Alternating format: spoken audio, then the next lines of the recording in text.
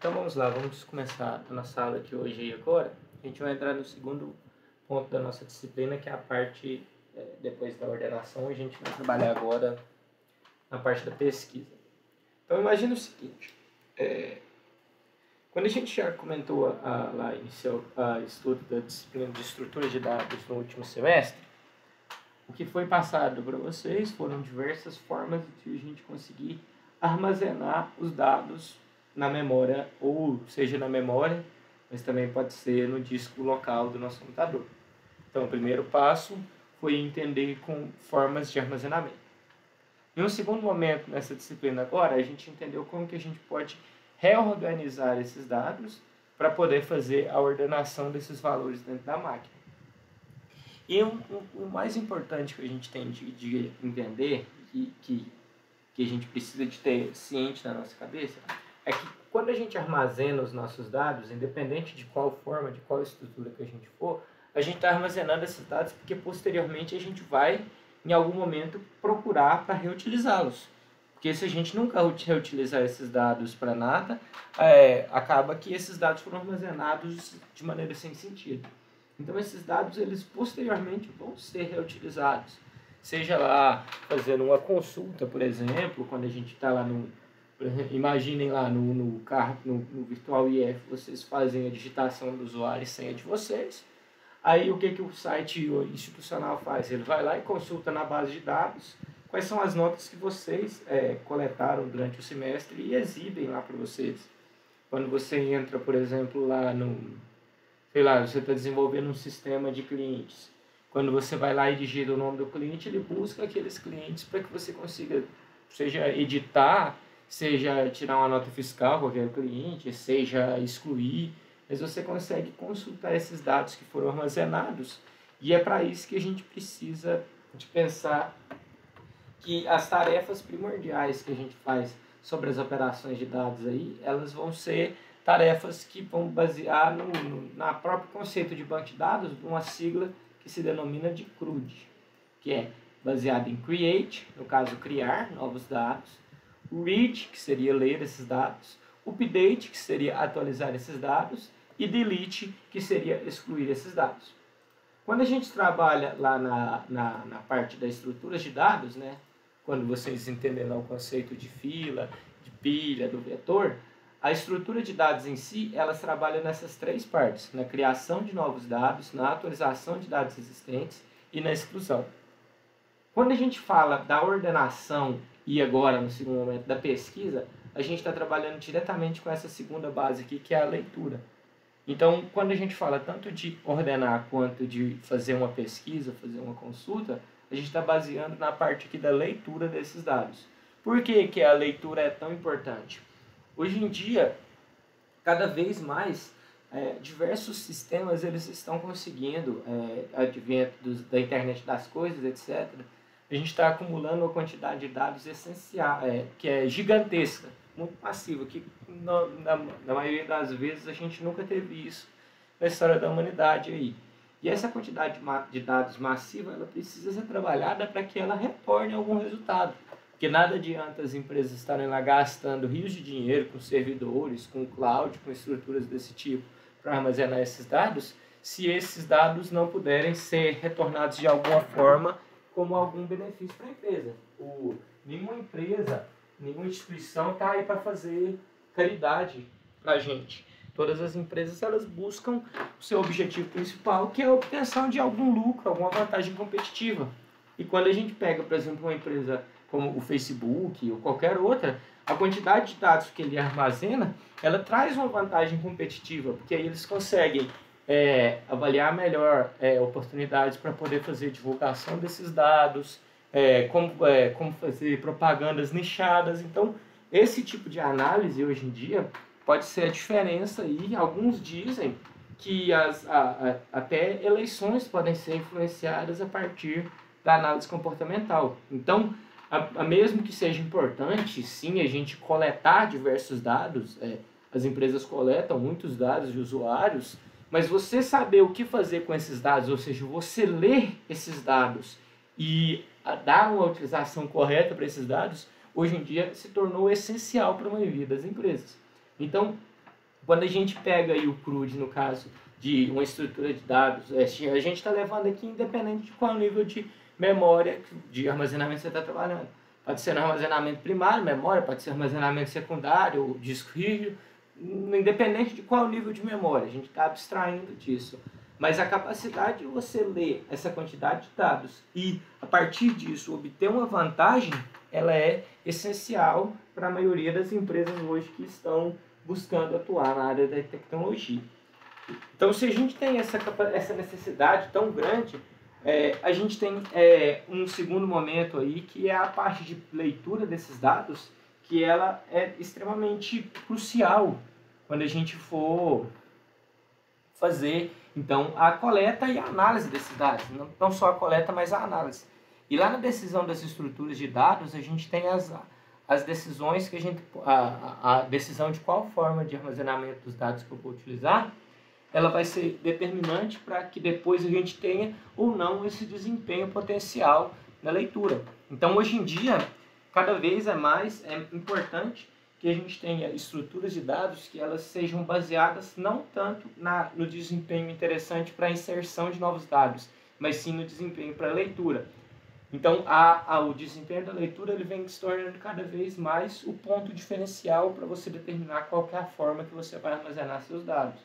E aí, quando a gente fala da leitura, a gente está falando dos dois momentos. A gente está falando desses dados chegarem, então eles são armazenados, mas esses dados geralmente eles sofrem alguns processos, que a gente tem, por exemplo, os processos de sanitização, que é para poder determinar apenas as informações que são relevantes.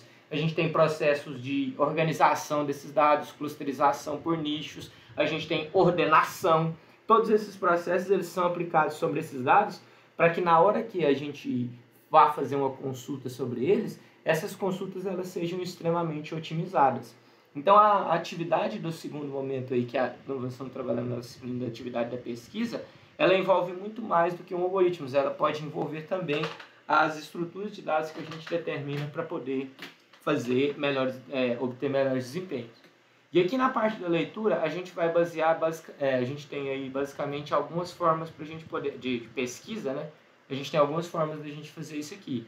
A gente tem um algoritmo conhecido como busca sequencial, a gente tem um algoritmo conhecido como busca binária, a gente tem árvores de buscas, a gente tem algoritmos de busca sobre string. Então, depende muito de qual que é a estrutura de dados que a gente está trabalhando para que a gente determine qual que é o melhor algoritmo de busca que vai ser realizado sobre ela. Então, por exemplo, se a gente está trabalhando com uma estrutura de dados sequencial ou uma estrutura de dados, por exemplo, então quando a gente fala aí de um vetor, que ele é sequencial na memória, de uma lista que ela possui ponteiros para os próximos elementos, esses algoritmos aqui eles vão obter desempenhos interessantes. Mas aí a gente está limitado ao tamanho de dados. Quando a gente aumenta o tamanho de dados, talvez esse aqui, as árvores, elas vão ser a melhor forma de solucionar, que aí a gente já muda a estrutura. A estruturação de banco de dados que a gente tem hoje, de banco de dados relacionais, ela é toda baseada em árvores. Então, quando a gente está trabalhando lá com os bancos de dados, lá, vocês estão vendo a disciplina agora, quem está cursando essa disciplina de banco de dados aí, todos aqueles armazenamentos, eles são armazenados lá dentro da memória, do HD, em um formato de uma estrutura de uma árvore. Então, a gente tem tanto estruturas de dados que são específicas para consulta, mas também a gente tem algoritmos que são trabalhados dependendo do vetor. Eu estou trabalhando com uma string, então um outro cenário que é muito comum pesquisa. Eu quero pesquisar para verificar se um determinado texto, se uma determinada palavra existe no texto, ou até mesmo para poder pesquisar se um determinado nome de um cliente, o nome de um aluno está cadastrado. Então a gente tem algoritmos que não vão ser incluídos nem nesse daqui nem nesse daqui, mas que vão ser algoritmos que a gente chama de string matching, que são algoritmos focados em busca dentro da string, que aí ela tem um comportamento diferente, apesar da string e do vetor se comportarem de forma semelhante, só porque quando a gente está buscando string, a gente está buscando uma string dentro de outra string, então a forma de pesquisar é diferente. Então a parte da leitura dos dados, ela vem se tornar cada vez mais crítica, e o leque de formas que a gente tem para poder fazer essa leitura, da mesma forma que a gente tinha lá na ordenação, é muito grande. Então a gente vai observar, a gente vai trabalhar aqui durante a disciplina com alguns desses métodos, que são basicamente esses 4 métodos aqui. o busca sequencial, busca binária, árvore binária e string matching. E aí, obviamente, como vocês já viram lá nas estruturas de dados, tanto nas estruturas de dados quanto nos algoritmos de ordenação, vão existir casos em que um determinado algoritmo é melhor, vão existir casos que outro algoritmo vai ser melhor. Vai depender de qual caso você está analisando para que você determine qual que é o tipo de algoritmo que você vai estar escolhendo. Mas ressaltando a importância, quando a gente trabalha em busca aí, quando a gente trabalha na área da pesquisa, é muito importante aí que a gente analise esses algoritmos para a gente entender como que funciona cada um deles, qual que é a situação ideal para a gente utilizar esses algoritmos e quando que a gente vai conseguir utilizar eles de maneira efetiva. Vocês vão ver que alguns aqui vai ter um custo sobre ele que talvez pode não ser interessante para determinadas operações. Ok? Então vamos começar a dar uma analisada aqui nesses algoritmos para a gente entender como que funciona cada um deles. Então vamos começar aqui com o mais simples, que é o algoritmo de busca sequencial. O algoritmo de busca sequencial, ele é assim, como a gente tem lá no Bubble Sort, ele é o algoritmo de ordenação mais trivial que existe. O algoritmo de busca sequencial também pode ser classificado nessa categoria. O que ele vai fazer? Ele vai pegar uma das sequências do algoritmo, da sua estrutura de dados. Então pode ser, por exemplo, se a gente começar lá a trabalhar imaginando um vetor, ele vai pegar a primeira posição lá do seu vetor e vai começar a procurar ali dentro dessas posições aí, aquele elemento que você está buscando. Então ele vai começar a olhar na primeira posição, não está, olha na segunda posição, não está, e vai fazendo isso, como o próprio nome já diz, em sequência. Então ele vai começar olhando para a primeira posição e vai indo até o final. Se a gente for imaginar, ele é o algoritmo mais trivial que existe. Ele é extremamente intuitivo. Se a gente for pensar para o computador, para a gente poder conseguir reproduzir ele é algo extremamente simples também de ser implementado. Mas ele vai ser, dentre os algoritmos de busca, talvez aquele que tenha um dos piores desempenhos. Por quê? Imagina aqui comigo, nós temos um vetor de n posições. Eu tenho de olhar todas essas posições do meu vetor para poder verificar se aquele elemento existe lá dentro ou não existe. Então a gente já tem aí, se no pior cenário a gente não tiver o elemento no vetor, ou talvez esse elemento estiver na última posição do vetor, a gente vai ter um algoritmo que vai ter uma complexidade linear, porque ele vai precisar de olhar o vetor inteiro. Então no pior cenário, a busca sequencial é O de n. E aí, se a gente pegar um vetor que vão existir muitas consultas sobre ele, talvez ele não seja interessante para a gente trabalhar. Então, a busca sequencial, ela vai ser um desempenho talvez relativamente fraco, se a gente for imaginar. Mas quando que ela é utilizada? Se a gente tem uma base de dados que ela não foi otimizada, ou seja, uma base de dados crua, e ela não pode sofrer alterações, a busca sequencial ela vai ser sempre a opção que vai ser selecionada. Se a gente for pegar, por exemplo, no próprio banco de dados lá, eu imagino que vocês já estão trabalhando com algum gerenciador de banco de dados, imagino que vocês devem estar trabalhando aí com o Postgres ou com o MySQL, né? Certo? Dá só confirma para mim qual que é a plataforma que vocês estão trabalhando. Então, quando vocês fazem lá, por exemplo, vocês estão trabalhando com Postgres lá, vocês estão bem habituados a isso. Vocês vão lá e vão fazer uma consulta dentro da tabela. Aí vocês vão lá e trocam aquele comandinho lá, né? Select, asterisco, from, tabela.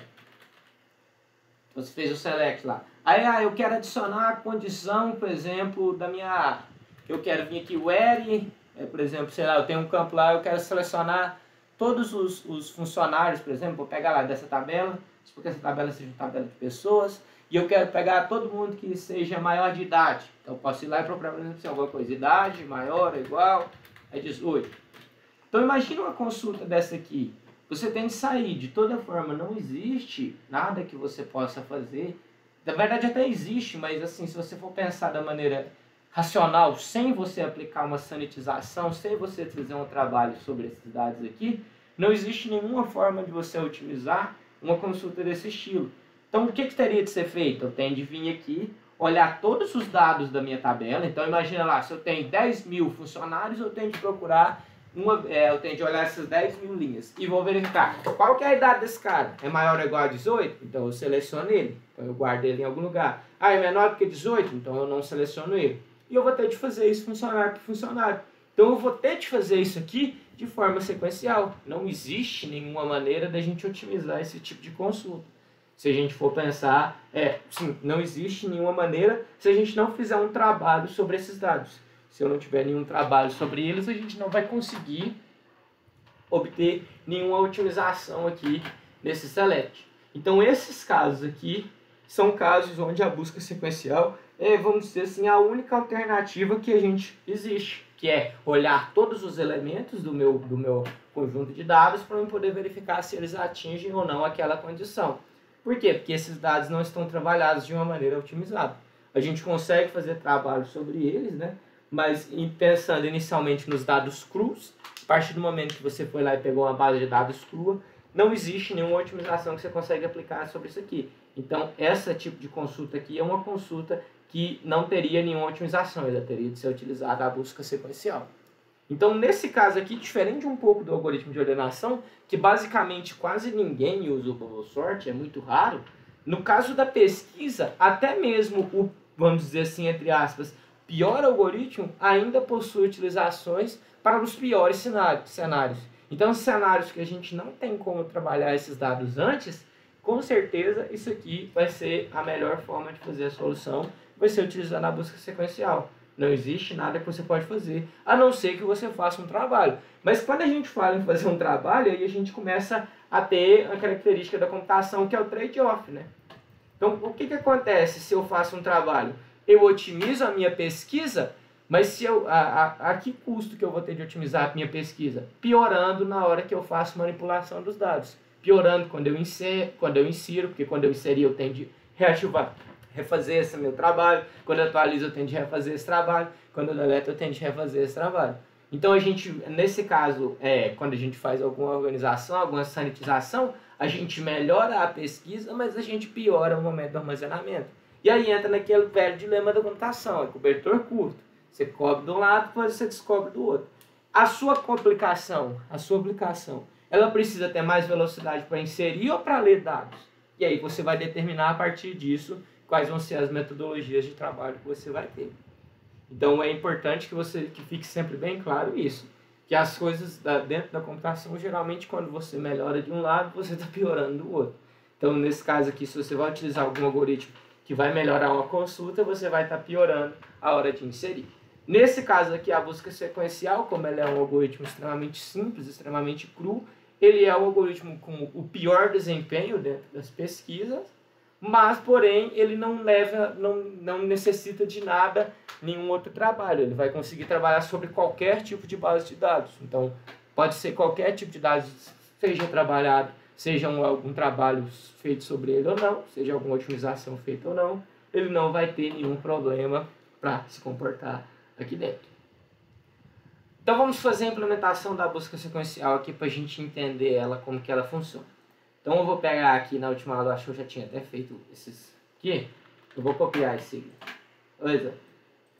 Só para mim poder aproveitar aqui algumas coisas. O imprime vetor eu vou deixar, o gerar aleatório, posso até deixar aqui também, não tem problema. Merge sort eu não preciso. Aqui eu vou fazer aqui uma leitura, né? Vou declarar um vetor aqui. Então eu vou fazer uma leitura de um N aqui, 5. Eu vou. Diga! Tá? Eu acho que na hora que eu salvar aqui vai colocar. Deixa eu ver aqui, peraí. Busca sequencial. É porque como tá sem estilo da linguagem, eu acho que ele não tá vendo. Aí, ó, tá vendo? Agora fica melhor aí pra vocês verem, né? Não tá cinza, não? Ué? Deixa eu fechar aqui. Abre de novo. E agora?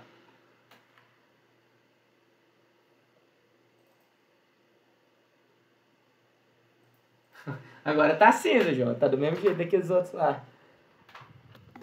Daquele print que eu te mandei lá. Aquele dia. É porque tava sem a estilização. Agora ele pegou. Então, por exemplo, aqui, ó, eu vou ter o meu vetor aqui. Vou fazer uma declaração do vetor aqui qualquer. Vamos pular 5, 6, 1, 3, 6, 3, 5, 9, 2, 7. Vamos pôr aqui. Esse vetor aqui tem 6, 9. Não, vou pôr 10 aqui, vou pôr mais um elemento aqui. Vou só rodar aqui. Eu tenho o nosso vetor aqui, que vai ser o nosso vetor que foi gerado aqui. Nesse caso aqui, vocês podem ver que eu tenho uns elementos aqui que são repetidos. E aí a gente pode fazer a busca sequencial agora para se trabalhar nele. Lembrando, quando a gente fala em busca sequencial, a gente está falando sobre o conceito. Mas cada aplicação, e quando a gente fala de pesquisa em geral, a gente está falando sobre o conceito. Mas cada aplicação ela pode ser comportamentos diferentes. Imagina aqui comigo, ó, se a gente for pensar lá em algum critério parecido com aquele o select lá. Imagina que eu queira retornar aqui todos os números que são maiores do que 2. Então a gente vai ter um retorno de múltiplas posições aqui do meu vetor. Agora imagina que eu queira pesquisar por um determinado elemento. Eu quero pesquisar o elemento 6. Aí eu posso ter ou retornando múltiplas posições, ou eu posso retornar a primeira vez que aparece, ou eu posso retornar qualquer uma delas que aparece. Então assim, vai depender de como que vocês querem implementar essa pesquisa. Mas a lógica vai seguir sempre a mesma, que é a de percorrer todos os elementos desse vetor para eu poder verificar se eles atendem ou não aquele critério. Então imagina aqui comigo.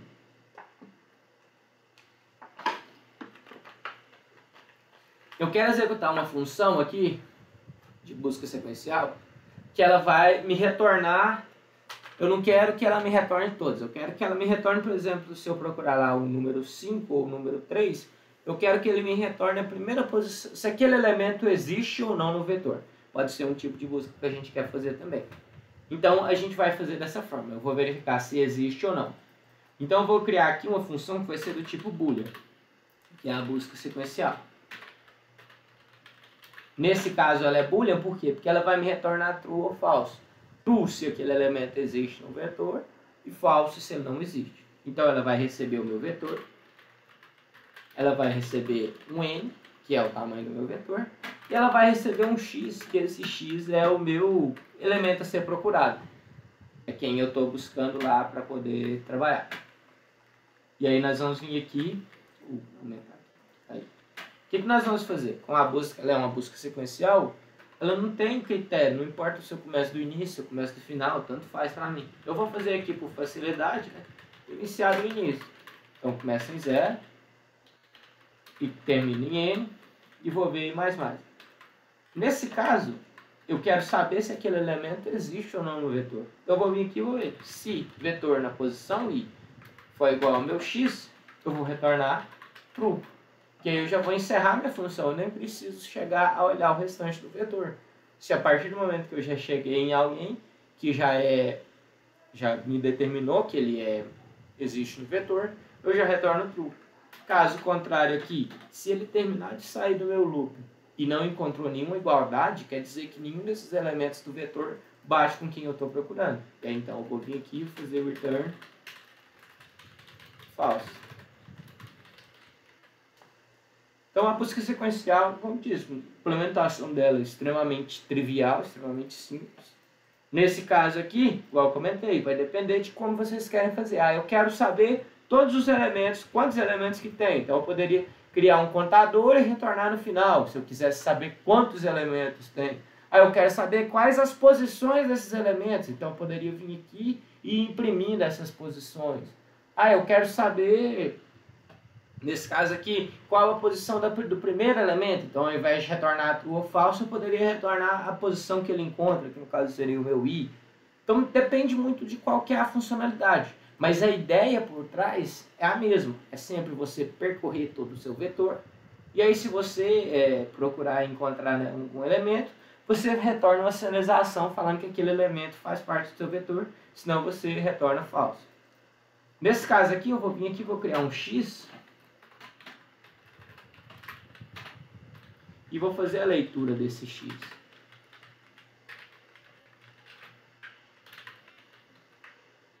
E aí eu vou mandar printar a impressão aqui do... Posso imprintar com %d, que aí o boolean vai ser, o true vai ser 1 e o falso vai ser 0. Aí eu vou vir aqui, busca sequencial, passando o vetor, o n e o meu x que eu acabei de ler. Aí nós vamos verificar, fazer a leitura do x, ver se esse x existe ou não no meu vetor. Se existir, ele vai me retornar um, true, né? E se não existir, ele vai me retornar falso. Então aí ele está lá o meu vetor impresso, né? No início a gente mandou imprimir o vetor, então vamos procurar, por exemplo, o 3. Tá vendo? Ele me retornou 1, quer dizer que ele existe dentro do meu vetor. Vamos procurar, por exemplo, aqui o, sei lá, o 4. Aí ele já me retornou 0, que esse elemento não existe no meu vetor. Então a implementação da busca sequencial, igual eu comentei, é bem trivial. Ah, eu quero fazer a busca sequencial para me ver, ao invés de só retornar true ou false, ver se existe, por exemplo, eu quero que todos os elementos... Vamos fazer, imaginando um cenário que isso aqui fossem idades, né? Apesar de estar todo mundo aqui bem novo, a gente quisesse imprimir, por exemplo, quantas pessoas aqui são maiores ou iguais a esse x. Então vamos verificar, ao invés de a gente fazer quantas pessoas são iguais, se existe alguém igual a x, eu quero ver quantas pessoas são maiores ou iguais a x. Então vamos pegar, por exemplo, aqui eu vou criar uma outra função, então vai ser inteiro, que ela vai me retornar um quantitativo, né? Busca sequencial, aí pessoa maior ou igual. Ele vai receber o v, de novo, né? Do mesmo jeito, o cabeçalho não muda.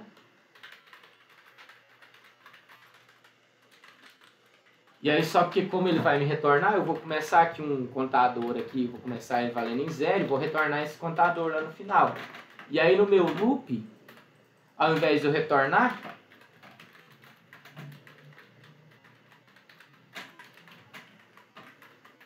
eu vou ver se o vetor na posição i for maior ou igual a x, aí eu vou aumentar esse contador. Dessa forma, no final, eu vou ter da mesma forma uma busca sequencial que vai me retornar quantos são maiores ou iguais. Eu vou vir aqui, por exemplo, trocar para chamar pela função maior ou igual. Aí se eu colocar aqui, por exemplo, que eu quero quantos são maiores ou iguais a 4. Aí nós temos 5, 6, 6, 5, 9 e 7. Então 6 elementos são maiores ou iguais a 4. Vamos procurar lá, quantos são maiores ou iguais a 9? Apenas o próprio nome, 9.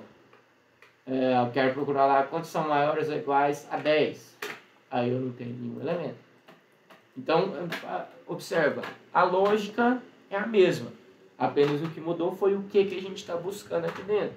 Mas todas essas consultas do estilo do where padrão lá, elas conseguem ser trabalhadas aqui dentro da busca sequencial, mas sempre vão seguir a partir desse parâmetro. Você tende a analisar todos os elementos, porque você não tem nenhuma ciência de como esses elementos estão organizados. Eu não sei se eles existem dentro de um padrão ou não.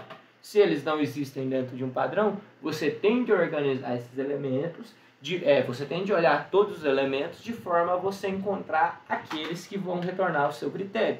E aí você vai saber o que é o seu critério. Se você quer fazer, por exemplo, nesse caso aqui, seria simulando um count do banco de dados. Nesse caso aqui, seria retornar para ver se existe ou não, um exists. Mas você tem como fazer o retorno dos elementos também. Você poderia, por exemplo, imprimir esse elemento aqui, que atende, ao invés de fazer esse C++. Então, o que você quer fazer, você determina aqui dentro. Mas a lógica de como você alcançar o resultado sempre segue essa mesma ideia de percorrer todos os elementos aqui dentro do vetor. Ok? Busca sequencial, pessoal, bem tranquilo. Ficou alguma dúvida?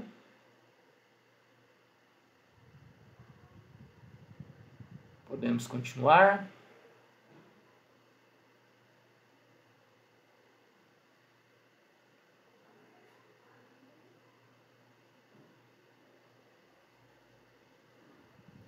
Acredito que sim, né? Ninguém não comentou nada. Só dá um ok aí pra mim no chat, por favor. Só pra ver se vocês estão vivos. Tá, beleza? Então, tranquilo. Tá ok aí o Nicolas aí. Beleza, pessoal. Então, busca sequencial tranquilo. Agora nós vamos passar para o segundo, que é a busca binária. Vou até iniciar um novo quadro negro aqui. Vou deixar isso aberto aqui. Só para vocês entenderem agora o que acontece. A busca binária, ela vai ter um desempenho extremamente superior à busca sequencial. E ela consegue fazer basicamente tudo que a busca sequencial faz, só que de maneira melhor.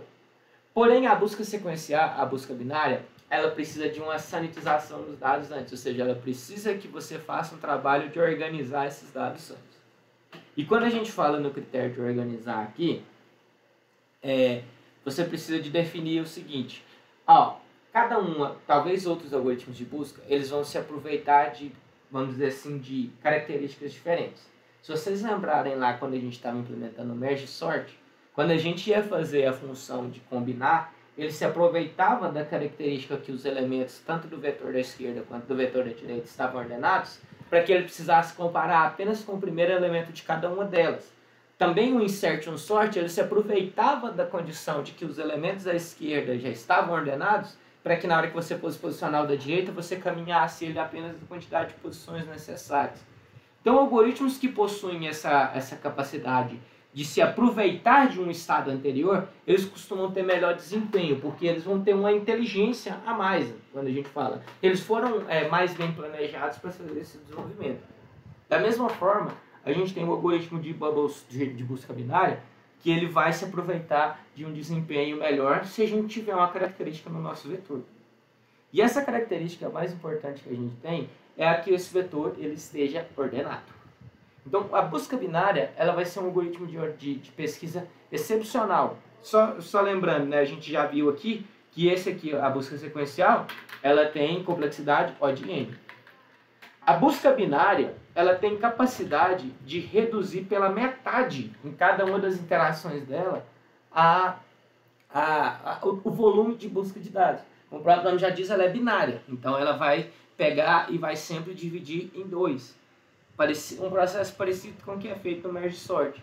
Então, se a gente tiver um algoritmo, um vetor ordenado, vocês vão ver que a complexidade dela vai ser extremamente baixa, vai ser um algoritmo de capacidade excepcional. Só que quais são os contras? Então, se ela vai ser um foguete, o meu vetor tem que estar ordenado. E para o meu vetor tem que estar ordenado, a gente pode, eu fui inserir no vetor, ordenei ele, agora eu posso aplicar a busca binária. É uma coisa.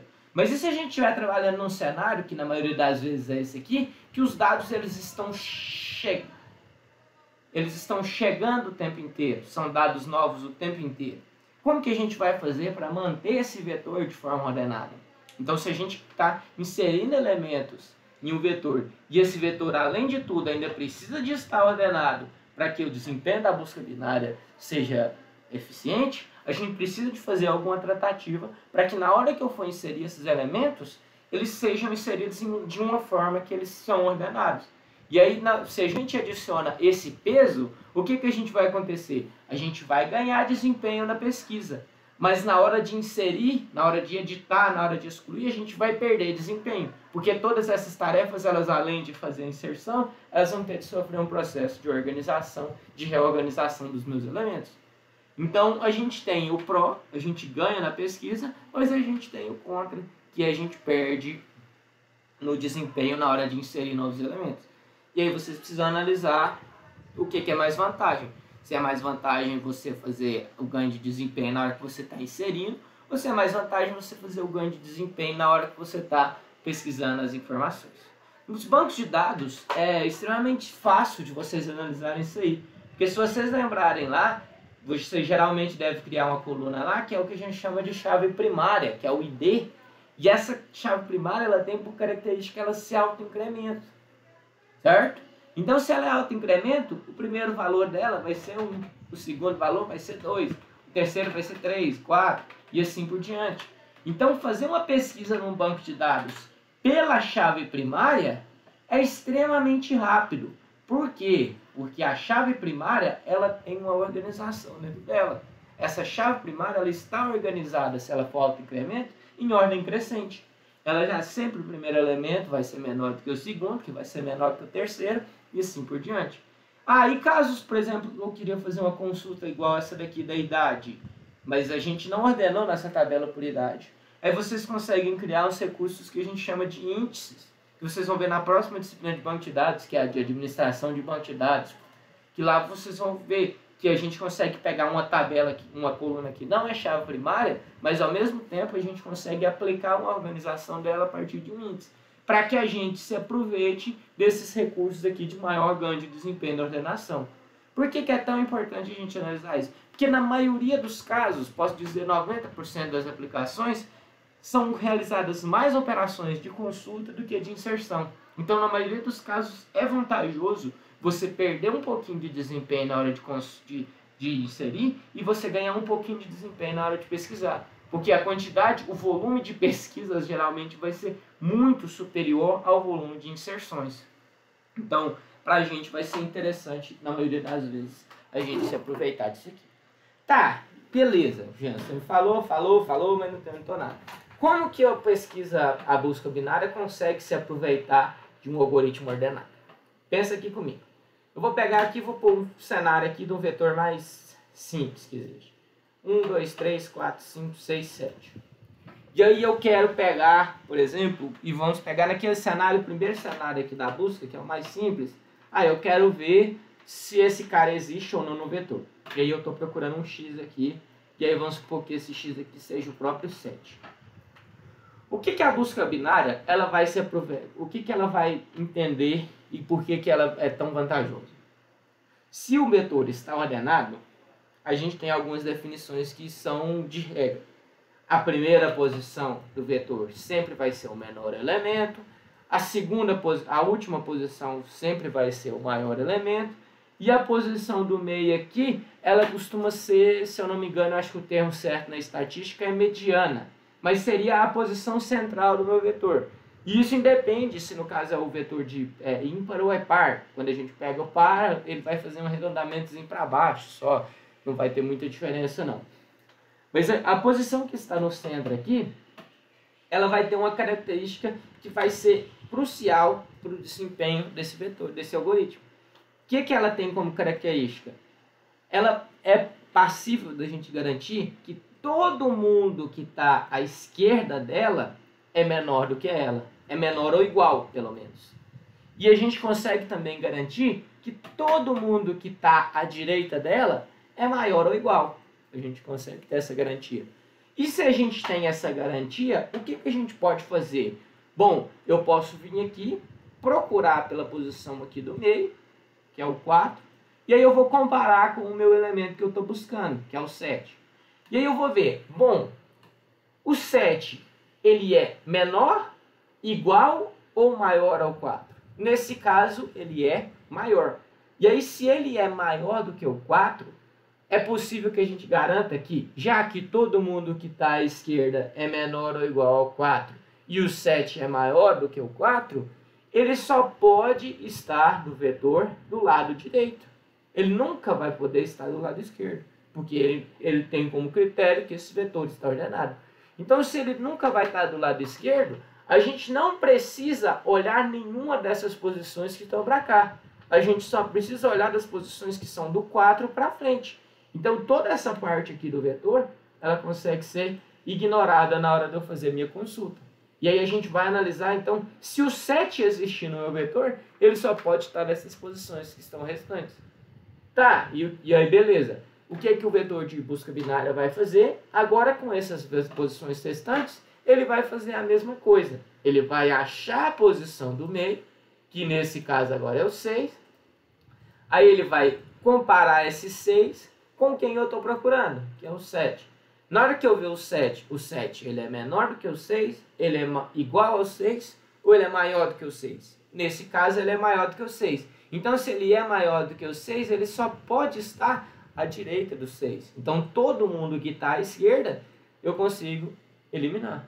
E aí, só sobrou no caso o 7. Como ele está numa própria posição, ele é um vetor de uma só posição, o meio já vai ser ele próprio. Então, na hora que ele comparar o 7 aqui, ele vai ver que o 7 é o próprio elemento que ele está buscando, e aí ele vai fazer aquilo que ele quiser. Se eu quero pegar os elementos, se eu quero comparar quantos elementos existem no vetor, se tal elemento existe no vetor, basta eu retornar true aqui, qual a posição eu retorno a posição, depende do seu critério da busca. Mas nesse momento ele conseguiu achar aquele elemento que ele estava procurando, e aí ele já consegue encerrar a composição do meu algoritmo. E o mais interessante, igual eu comentei com vocês, na primeira comparação que ele realiza, ele já descarta metade do vetor. Na segunda comparação que ele realiza, ele descarta a outra metade do vetor. E assim por diante. Então, cada vez que ele realiza uma operação, a gente está pegando e eliminando metade do vetor. Então, se a gente está dividindo por 2, lembra lá do merge sort, que a gente ia dividindo por 2? O que acontece? Cada vez que ele executa, a quantidade de vezes que a gente consegue dividir por 2 é log de n na base 2. Então, a complexidade desse algoritmo aqui, ela é O de log de n na base 2, no caso log de n, que a gente utiliza a terminologia. Então, a complexidade desse algoritmo é extremamente inferior à complexidade de uma busca sequencial. Só que ela precisa de um trabalho anterior, que é a ordenação do meu algoritmo. Ok?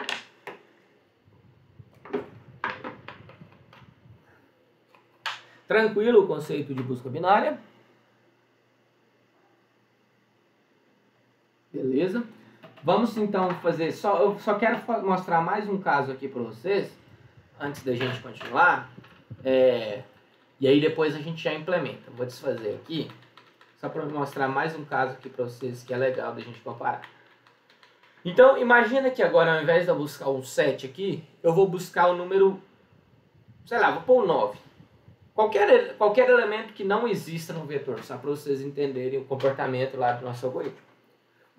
Então, o que ele vai fazer? Ele vai vir aqui e vai ver onde está o início, onde está o fim, acha o meio. Compara. O elemento ele é menor, igual ou maior que o meio. Nesse caso, ele é maior. Então, esse aqui foi descartado.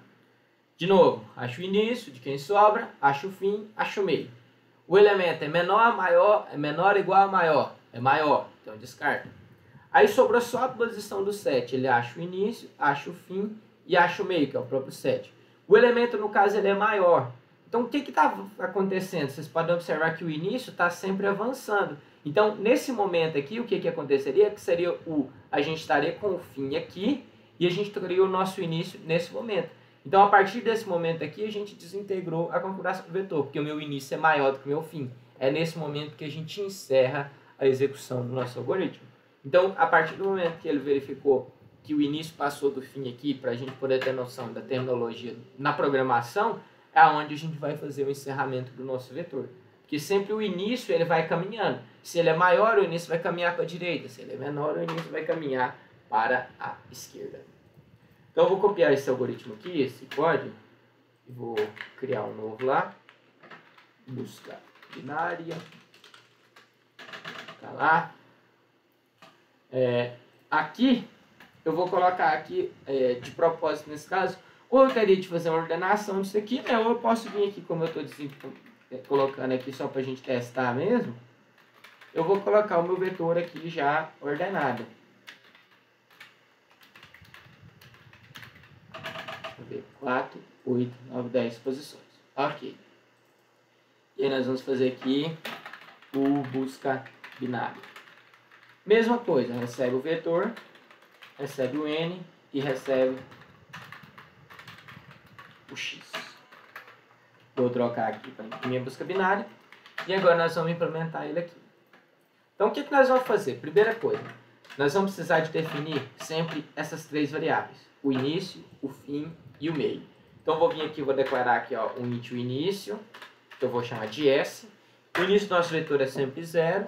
E o fim é sempre n-1. É sempre a última posição. E aí, enquanto o meu início for menor ou igual ao meu fim, eu vou estar executando. A partir de algum momento que ele passar, a gente vai saber que o nosso elemento não existe no vetor. E aí nós podemos, inclusive, na hora que saiu desse while aqui, já fazer um return false aqui, quer dizer que esse elemento não existe. E aí aqui dentro agora é que a gente vai calcular. Primeira coisa, eu vou calcular o e-mail. Vai ser o início mais o fim, dividido por 2. E aí agora nós vamos fazer o quê? Nós vamos ter de fazer aquela comparação. Primeira coisa que eu vou ver, se o vetor for igual, se o vetor no meio, no caso que está na posição do meio, for igual ao meu x, na verdade eu vou fazer o maior que o x. A gente tem um cenário, se o vetor for menor do que o x, a gente tem um outro cenário. Se o vetor for igual ao x, eu tenho o último cenário. Esse último aqui, no caso, poderia ser só um else, mas só para ficar claro aqui que são três cenários diferentes. Vamos pensar. Se o meio for igual ao x, quer dizer que achei aquele elemento. Aquele elemento existe no vetor. Return true. O elemento existe. Se o meio for maior do que o x, o que acontece? Vamos procurar aqui, por exemplo, vou pegar um algoritmo aqui que consiga fazer isso. Vamos buscar o 5. Então, a gente veio aqui, o nosso n vale 7. Então, o início vale 0, o meio, o fim vale 6 e o meio vale 3. 0 mais 6, 6 dividido por 2, 3. Vamos pensar aqui. Nesse momento, deixa eu deixar aqui, ver se eu consigo deixar os dois abertos. Fica muito pequeno. Aí, melhorou. Não tem meio termo aqui no meu quadro negro. Vai 50, vai 100. Tá bom. Vou deixar aqui de um lado aqui. Aumentou aqui. Isso. Agora eu tô vendo tudo. Vou fazer isso aqui. Pera aí. Nós conseguimos ganhar um espacinho aqui.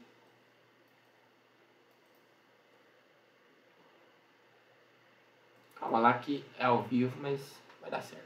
Então, beleza. Nós conseguimos vir aqui. Então, imagina, eu estou procurando o 5, a posição do meio é o 3. Vou até marcar o meio aqui. Esse aqui é o meio. Aí eu vou comparar. Bom, o nosso 5, ele é menor, ele é igual, não, ele é igual, não, ele é maior. A partir do momento que ele é maior, o que eu tenho de fazer? Isso aqui para trás, para mim, já não me importa. Eu já não quero analisar mais nada disso. Então, eu sei que o meu vetor de referência que eu tenho de pesquisar é só a partir do meio para frente. Então, o que eu quero fazer? Eu quero empurrar o meu início para que ele inicie depois do meio. Então, o início passa a ser meio mais 1. Agora, o início passa a ser essa posição aqui. Então, se o nosso elemento for maior do que o meu varada, o início passa a ser meio mais 1. Na verdade, eu estou comparando, eu vou inverter essa comparação só para poder ficar mais claro com o jeito que a gente está fazendo. Que a gente está comparando quem que eu estou procurando com a posição do vetor, tá? Só para ficar bem claro isso aqui, porque eu comparei de um jeito e codifiquei do outro. Vou inverter aqui. Então tá vendo lá, ó. Se o elemento que eu estou procurando é maior do que o cara do meio, a gente avança o início. Então nesse momento agora, o que acontece? O meu início passa a ser, nessa posição aqui, o meu início passa a ser 4, que é o meio mais 1. O fim passa a ser, continua sendo 6. E aí 4 mais 6 é 10 dividido por 2, o novo meio é o 5. Então o novo meio é esse cara aqui, ó.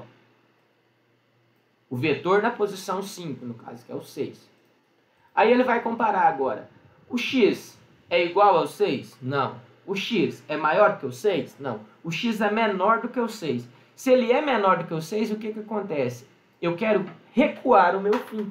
Porque o meu fim estava aqui, mas esses caras aqui não me importam mais. Então, o meu fim vai passar a ser quem? Meio menos 1. Então, o fim passa a ser meio menos 1. Então, nesse momento aqui, quanto que vale o meio? 5. Então, o fim passa a ser 4 agora. E aí, nesse momento, ainda ocorre o critério. O fim, o início é menor ou igual ao fim. Aí ele vai somar 4 mais 4, 8, dividido por 2, próprio 4. Então, o cara da posição do meio é a posição 4. Quem que é a posição 4? É esse 5. E aí ele vai comparar. O x é igual ao meu 5? É. Então, nesse momento, ele vai me retornar true. E aí a gente encerra a execução do nosso algoritmo. Ah, vamos supor que isso aqui fosse um 5,5. Então, o x seria maior do que o 5. O que ia acontecer se ele é maior do que o 5? O início passa a ser meio mais 1. Quando o início passa a ser meio mais 1, observe o que aconteceu. O início passa a valer 5 e o fim passa a valer 4. Não cairia mais nesse critério aqui, deixava de ser verdadeiro, porque o início passava a ser maior do que o fim. Nesse momento, a gente descobre que o elemento não existe no vetor e aí a gente retorna falso dessa execução. Ok? Tranquila a busca binária? Ficou alguma dúvida?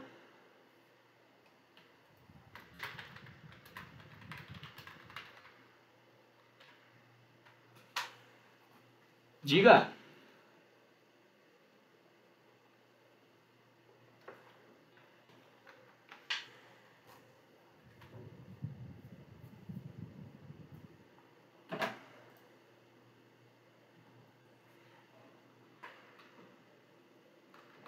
Tá, o seguinte, por que a gente divide por 2? Primeiro, tá, Liliana? A gente sabe, a primeira coisa, a gente sabe que o nosso vetor está ordenado. Essa é uma regra da busca binária. O vetor só funciona para estar ordenado. Se o vetor só funciona por estar ordenado, o que é a premissa do algoritmo? Eu vou olhar o cara do meio e aí eu vou ver, de acordo com quem eu estou procurando, se ele é menor, maior ou igual. Por quê? Porque se ele for menor, ele só pode estar à esquerda do meio. Se ele for maior, ele só pode estar à direita do meio. Por isso que a gente divide no meio nesse primeiro, para poder conseguir fazer essa clareza da delimitação. E aí no início a gente começa com o nosso vetor inteiro. E a partir do momento que a gente vai delimitando os espaços, a gente vai reduzindo essa área de busca. Então, por exemplo, eu estou procurando 5.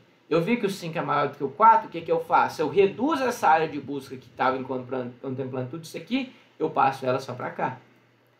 Aí depois eu vejo que, aí eu achei o outro meio, que é o 6. Eu vejo que o 5 é menor do que o 6, então eu reduzo essa área de busca que contemplava tudo isso aqui, só para essa única posição aqui. Por isso que a gente sempre divide no meio para poder comparar. Porque quando a gente divide no meio, se a gente faz essa comparação, a gente vai, por característica do algoritmo, reduzir o tamanho do vetor sempre em 50%. Entendeu?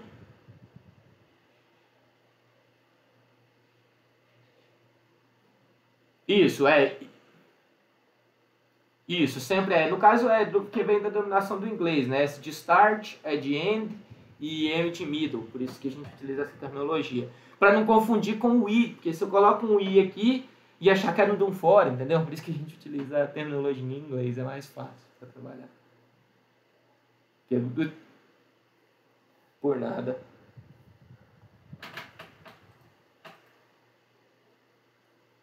Mais alguma dúvida, pessoal, quanto à busca binária?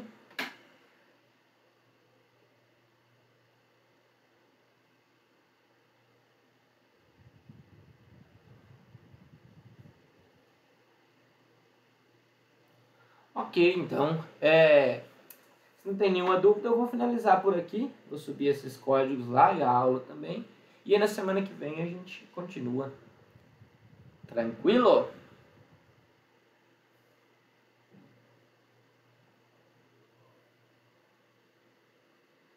Então, beleza.